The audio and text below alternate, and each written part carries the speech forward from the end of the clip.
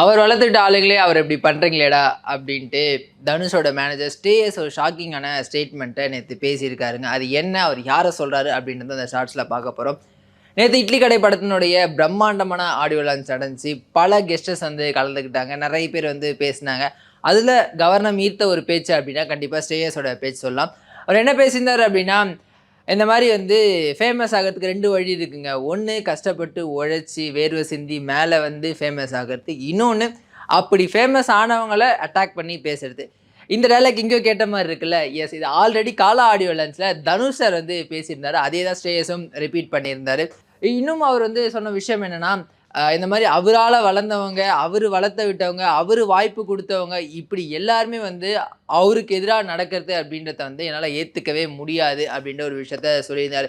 சரி, எந்த நடிகரை அவர் குறிப்பிட்டு சொல்கிறாரு அப்படின்னு நம்ம பார்த்தோம் அப்படின்னா, தனுஷ் வந்து பல நடிகர்களுக்கு வாய்ப்பு கொடுத்துருக்காரு. பல நடிகர்களை வளர்த்து விட்டுருக்காரு. பல இசையமைப்பாளர்களை வளர்த்து விட்டுருக்காரு. அப்படி இருக்கும்போது ஸ்டேஸ் பர்டிகுலராக யாரை மென்ஷன் பண்ணுறாரு அப்படின்றது தெரியல. ஆனால் இது சோஷியல் மீடியாவில் வந்து நேற்று செம்ம டிபேட்டபிளாக மாறிடுச்சு. அந்த நடிகர்களுடைய ரசிகர்களுக்கும் தனுஷோடைய ரசிகர்களுக்கும் மிகப்பெரிய வாரே வந்து சோஷியல் மீடியாவில் நடந்துருச்சுங்க.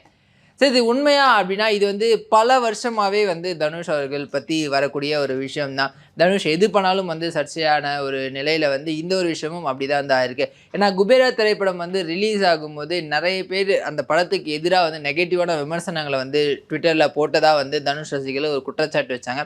அதை மீன் பண்ணி தான் ஸ்ரேயஸ் பேசியிருக்காரு அப்படின்னு வந்து நிறைய பேர் சொல்கிறாங்க.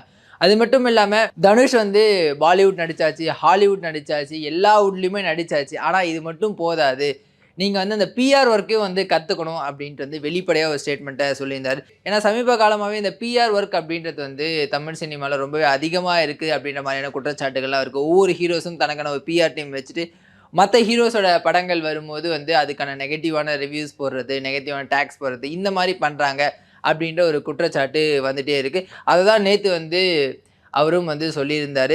அவர் சொல்கிற அந்த நடிகர் யார், இவர் சொல்கிற இந்த குற்றச்சாட்டு உண்மையா அப்படின்றத பற்றி நீங்கள் என்ன நினைக்கிறீங்களோ அதை கீழே கமெண்ட் பண்ணுங்கள். இந்த ஒரு ஷார்ட்ஸ் உங்களுக்கு பிடிச்சிருந்துச்சு அப்படின்னா நம்ம சேனல் லைக் பண்ணுங்கள், ஷேர் பண்ணுங்கள், கமெண்ட் பண்ணுங்கள் அண்ட் சப்ஸ்கிரைப் பண்ணுங்கள் அண்ட் தேங்க்யூ.